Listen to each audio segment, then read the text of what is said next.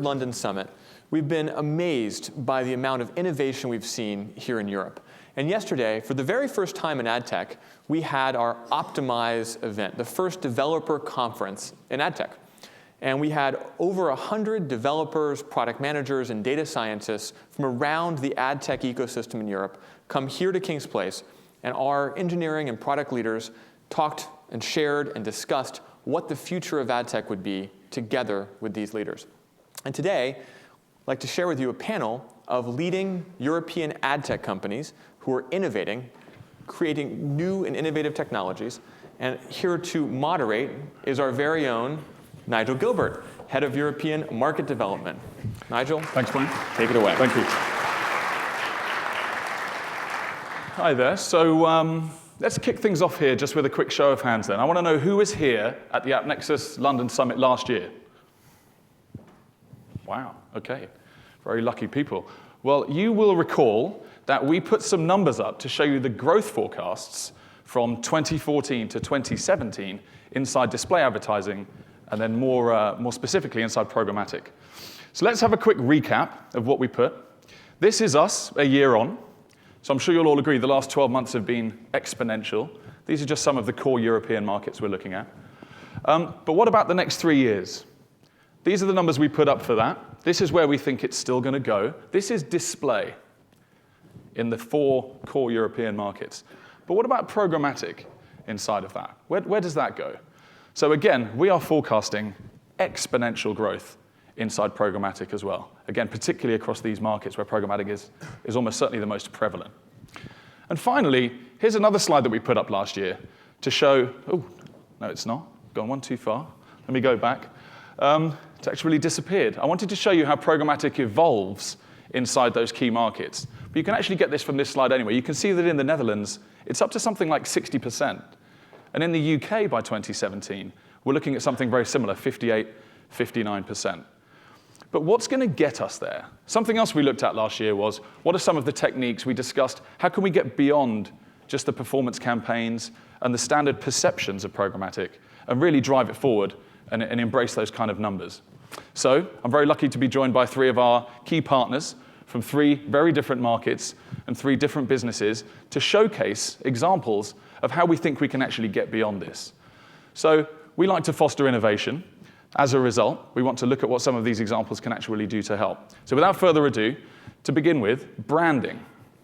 Now, branding is something we all hear a lot about. Branding still represents the largest portion of any display market in any, well, certainly across Europe. And so what can we do to embrace programmatic techniques to attract branding campaign money? So here to talk about this first is Paul Silver from Media IQ. Paul, thank you very much. Take it away.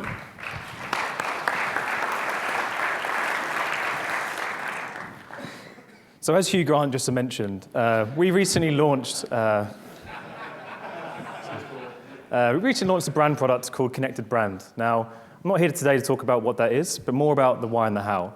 So we've spent months interviewing, surveying, and listening to clients around what are their key challenges and needs when it comes to branding online. And what became really clear was actually that these needs aren't being met sufficiently right now, that there is a major gap to fill when it comes to branding online. Now, I'm going to show you a quick video where we've gone on some recent roadshows asking our clients what are the key challenges they have that aren't being met, and what does programmatic brand mean to them. So there's some interesting sound bites to take out from this.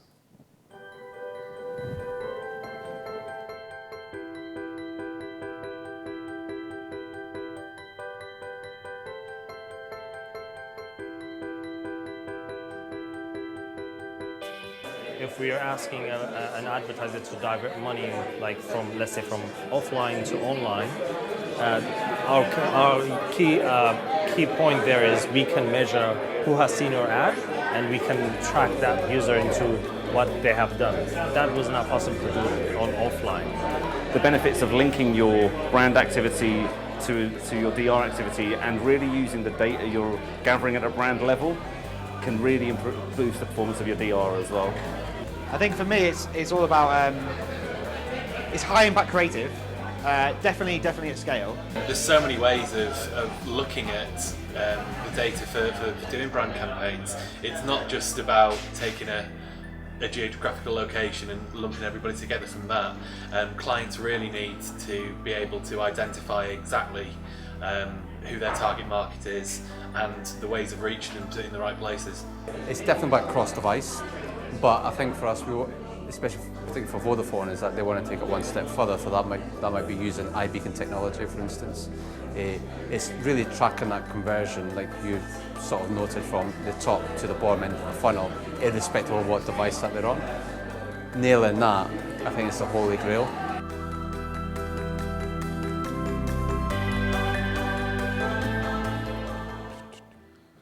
So apologies for background noise in those videos, a lot of booze flowing that evening. So I'm now just going to talk to you around how are we trying to tackle this. Now, this isn't like the full feature set of our product. By no means all the use cases we're covering, but the three key themes actually that need to be solved when it comes to effectively building a brand product in Programmatic is first this idea of identity management. Now, what are we doing to unify insights and connect people across every device? Now, we're investing a lot of time, a lot of product, dev and R&D resource into this and building real thought leadership. But also, we're partnering with AdBrain and licensing their device graph technology that enables us to pair our entire universe of device IDs and user IDs that gives us a singular point, which is game-changing when it comes to our ability to plan, buy, and measure more effectively. This is going to become table stakes in the next 6 months. Secondly, it's about being relevant. Now, we're all very adept at understanding users, knowing who's the right user, segmenting them within an inch of their life almost. But what we haven't been great at is knowing when is the right time to engage, when is the right time to create an impact. So we know as consumers that we're influenced by the world around us, not just by what we see in front of us on the screen. So we've built the tech to understand which of these moments are influencing consumer behavior, whether that's news and current affairs, social trends, what they're seeing on TV, what the weather's like this evening. Built the ability to then trigger campaigns, adapt campaigns in real time to those moments, and then injecting that into the ad itself. Now, a perfect illustration of when this would have been phenomenal last year was when Apple launched iPhone 6. So we knew that there was a lot of negative sentiment created when it came to the launch of that product, because apparently it bent in people's pockets. So we knew the most tweeted hashtag was around Bendgate. Now, what an amazing opportunity for Samsung to be able to know, I know the right user to target, users that are on iPhone 5s, probably looking to upgrade to iPhone 6, all the fanboys, and some in the front row I can see, knowing when's the right time. Actually, they've just launched a product that bends, and what's the right message? Hey, we're Samsung, our phones don't bend. Now, it's not rocket science, right? But how do you create the perfect moment of impact? And this is something that you have to build. It has to be engineered. And then lastly, it's about measuring it. How do we look at creating an understanding of how consumers are being influenced beyond clicks? So we're looking to pilot image-based and visual-based surveys with some leading brands where we're using the power of the image and the visual recognition to understand how are brands and consumers being influenced and how is products and brand recognition and recall being impacted before, during, and post-campaign. And by unlocking those insights on a user level, it becomes a really invaluable opportunity to plug into the creative and strategic planning process. So that's me. Well done. Thanks, Paul. Appreciate it. Before you sit down, I just want to, don't worry, I'm not going to retaliate for the comment earlier. For anyone who was here 2 years ago, you'll know that Paul was getting his own back for that. So watch the rerun there and you'll see what happened there. But just a quick question about this. I mean, it's obviously fantastic. Thanks for talking us through it. But looking at the presentation, it seems like a lot of the techniques to unlock branding money look a lot like the techniques to run performance campaigns. Well, yeah, and that's why it's such an amazing opportunity for a lot of companies here today, is that the analytics and the technology that's powered performance for the last 5 years is going to be the key to unlocking the opportunities and answering the needs when it comes to brand. So we're well positioned, as are many others in the room. It'd be great if no one else tried to crack the brand challenge, just left it to us. But I think we're all well positioned for that. Marvelous. All right, well, look, thanks again. Keeping things moving along, another one of the key challenges that we hear about with regards to expanding into brand is the creative itself. The creative that appears on the publisher's website, obviously the creatives that the advertisers can use. And programmatic native, please, Philippe, come up, is certainly a buzzword. So here is Philippe Besnard from Quantum in Paris to talk about how they're solving that challenge. Thanks, Philippe. Hello. Thank you. So, hello, everybody. So my thing and my passion, is programmatic native advertising. 18 months ago, everybody was saying, we are completely crazy, this will never work, this will never fly. Actually, it does, or I believe it does. So what's the logic behind it? First thing, it's about brands. Brands have great stories to tell. Brands have content, they have expertise, they have know-how, they have websites, they have videos, they have everything. And it's high time digital advertising helps them taking advantage of all these assets. Second is that advertising can be non-interruptive. I won't dispute in front of this crowd the fact that standard advertising does make the job and does have an impact. But I believe, and we believe, that non-interruptive advertising, something more integrated, something in feed, some kind of advertorial, does make a very good job at providing a lasting influence on customers and real engagement. And this is particularly true, of course, on mobile web. Third point is that technology will change the native advertising game. You know, native advertising is about content integration. It's about brand content. It's about ads within the user experience. And until now, this was a very slow and complex process, requesting one-to-one negotiations between an agency and some publishers. It didn't really scale. It was isolated from the rest of the digital media ecosystem. You couldn't do sequencing between native and the rest of the business. And we wanted to change that, and technology can change that, programmatic can change that. And this is what we are doing. And finally, we do believe that our common future in this room lies in higher value, more valuable advertising. Agencies, advertisers, trading desks, publishers, we all believe that we need more valuable advertising. Everybody is ready to pay for it as long as we can measure it somehow. So that's how we engaged into this journey of programmatic native advertising. So what we created, very simple. First, a unique end-to-end platform to create, to deliver, to optimize native ads, both the placements on the publisher side and the ads, and the creative, on the agency and the buy side. And second, we created the hub to create this market for a liquid, effective market about native ads, and we simply created the first European native advertising exchange, Quantum Native Solution Exchange. So let me go through a very quick demo. It's like 1 minute, and I'm the voiceover, so forgive me if it's not perfect. So let's get started on this crash course about the Quantum platform. Yes, maybe, maybe not. Hello?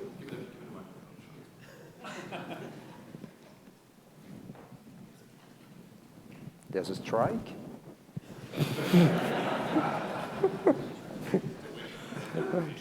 All right, here you go. So you're a publisher, you create your space, you set your floor prices, you set the user experience, expandable, not expandable, the type of layout, you choose it, you choose the position on the page. This is done in like 5 minutes, and you can preview, it's here, you can preview the ads, here you go, in real time. Now, you're a trading desk, you're an agency, you create the ad, title, description, content, expand content, photographs, the URL of redirection, the code of the web page to which the ad is redirecting, and you're adding all the targeting you need on each device, capping by segment, all what you can do with programmatic.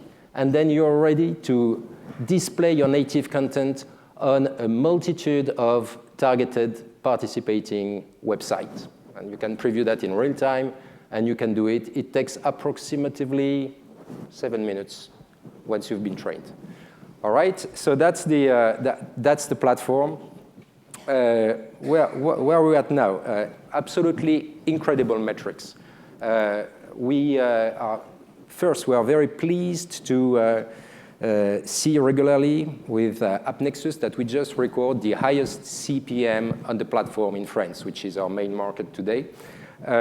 So it tells a lot about the value of the ads and the advantage for publishers of having that. But it's not only about publishers, it's also about advertisers and engagement. And we post click-through rates that are 10 to 30 times higher than comparable display space. We deliver approximately 30% on our volume on mobile web, which is so important for publishers to be able to monetize these mobile audiences. And eventually, we have 500 million fully visible impressions within our market. And I think we mentioned earlier on this stage the importance of true visibility, real quality impressions, real engagement versus bots and everything.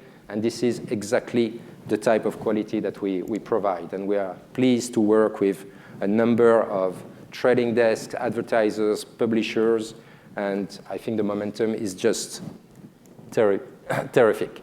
So very quickly, why did this work? Simply, I think we managed to solve this usual kind of dilemma in our business between the chicken and the egg, between the supply and the demand. And we managed to solve that because we had a tremendous support from a number of trading desks, which helped creating demand, and more demand created more auction density, which attracted more publishers, and which made this positive momentum and snowball effect. And I want to say, from the bottom of my heart, special thanks to all the trading desks that supported us in France when we started this business, particularly Group M. I know they are in the room. They have fantastic people doing this. And thank you Vivaki, thank you Amnet, because without the strong initiation of demand, this would never have worked.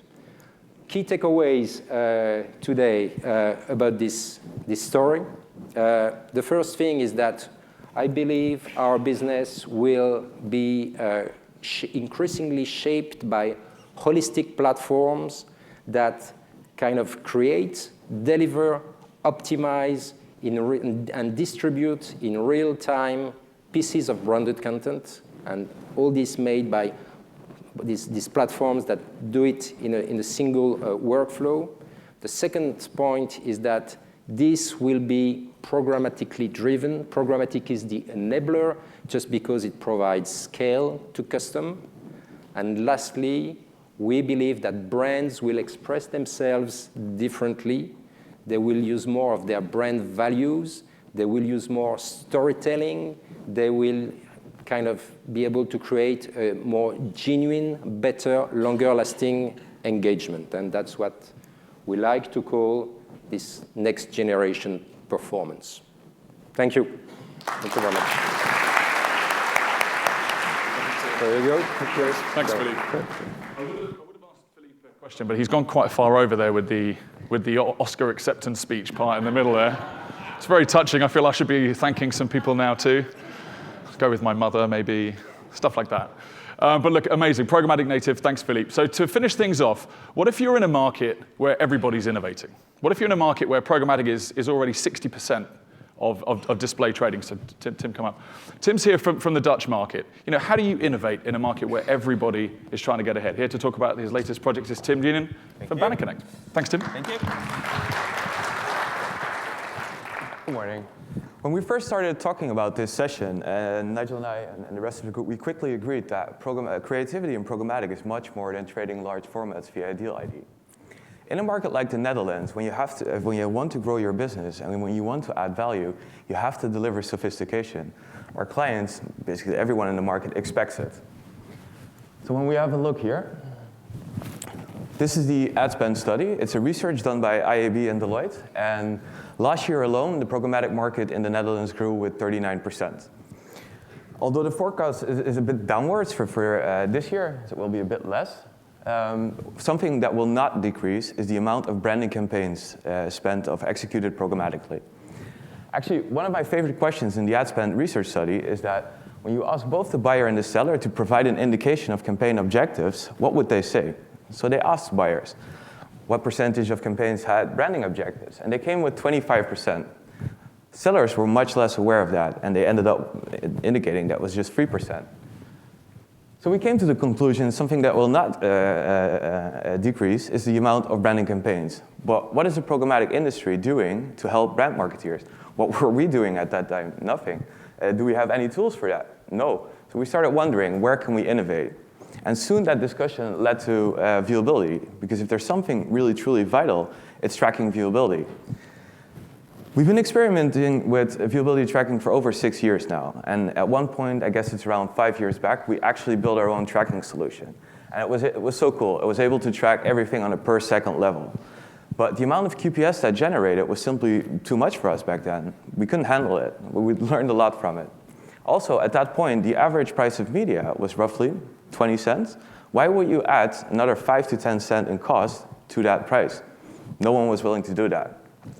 If you fast forward to now, you see that viewability has become a requirement when you run a campaign. So we took that deeper. So we started looking, what if we take an off-the-shelf viewability provider? Next slide. Yeah. What if we take an off-the-shelf viewability tracking provider? And we take that deeper. We take that data and we overlay it on a per-user level. What if we then also overlay that with audience data? What if we match it with panel data, with DMP data, with first-party data? What if we overlay performance data, like response and conversions? And what if we could see the side effects on search and social? Also, what if we would just make an analysis on cost-effective placements? What we found out is that many of the placements we were constantly targeting never amount to anything. Maybe we can apply machine learning for that in the future and just get rid of them. So we took that further, and we realized that if we're able to do this, we have a great product. And if we're able to do this, that gives us the ability to develop a new currency, to introduce a new currency. And when reality kind of settled in, we realized that's not our place. Who are we to come up with a new currency? But we did realize then that we have all the tools, we have all the metrics to provide to an advertiser to let them build their own currency. So we were able to do all of these things. Over the last 3 months, we've brought all the puzzle pieces together, and we came up with Project 2020, which is having a perfect vision on engagement and performance. We took all these pieces together and we came up with 3 product pillars. We have measurement, we have attribution, and we have activation. Within measurement, we are now actually able to measure exposure time on a per-user level. That's highly actionable data. We can overlay that with audience information, like, for example, at the end of the campaign, we can say, the exposure time was 2,300 hours in this target group, female 20 to 35. The exposure time in females 35 to 50 was 900 hours, but the net purchase value in that last group was much higher with a lower cost. And that's a very important insight. In the activation part, when we overlay the panels or the data, it's much easier for a client to see, where did my spend go? Maybe you can even take offline data into account and see if it makes sense. So one of the things we learned, and this is based on April data. We just took all the data where we measured viewability and we started moving backwards. So you see here that the post-click CPA decreases heavily at the 20-second mark. This means that optimizing for that 20-second mark is a much better solution than optimizing on contact frequencies, which are very commonly used. We were actually able to prove that the contact frequencies on this data was a negative, because it didn't work. It was a far better solution to just optimize on that 20-second mark. And even if you take that down to, if you take that further to the 2-minute mark, you see that the CPA decreases with 70%. I'm not saying we can make up for all of this, because you will always have to buy media. Eventually, that doesn't yield to anything. But you can make very good optimization decisions. So I'm doing really good on time, Nigel. So this is how we ended up in, for us, a completely new market. So data as a service. What we want to do is we want to bring all these metrics to advertisers, and we want to have them help them develop their own currencies. And we know that will be quite a nice job to do, but we're going for it. So, thank you. Thanks, Tim. I think we're a bit short, so I'll just carry on. Yeah. Thanks, sir. Appreciate it. All right. Well, look, that's three, I'm sure you'll agree, very effective and innovative examples of what's actually possible. It shows that innovation is alive and thriving on the AppNexus platform. So I've got three takeaways from that. I don't know what you guys picked up, but if you want to drive forward, drive into branding campaigns, you have to relate to building brands, and building the brand story is what's required. Storytelling at scale is legitimately possible. And then finally, advertisers can now even build their own currency too. So all it remains for me to do is thank you very much for Tim, Philippe, and Paul, and thank all of you. Cheers.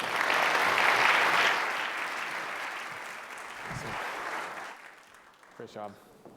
Nice done. All right. Thanks, everyone. All right. It's time for a break. But first, I want to thank all of our sponsors. You sponsors are what make today possible, and if you don't mind, at the end, I'd like to clap for all of them. Paragon Digital, Admantex, LFD, AdSquare, FlexOne, Atomic, ComScore, Seismic, Microsoft, Integral Ad Science, and Adgorithms. I'd like to pause. Well, first clap. There you go. And then we're going to clap again because I'm excited to announce that Adgorithms is going to go public tomorrow on the London Stock Exchange.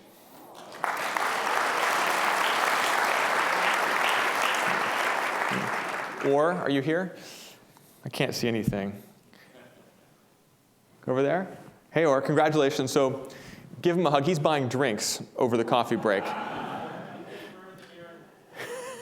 And so it's just a great example. After that innovation panel, here's a company, Adgorithms, that's been innovating on top of the AppNexus platform, building custom algorithmic solutions for the past, I think, 5 years, and now able to take the company public based on the growth and innovation that they've developed. So a great endpoint to what we've seen so far this morning.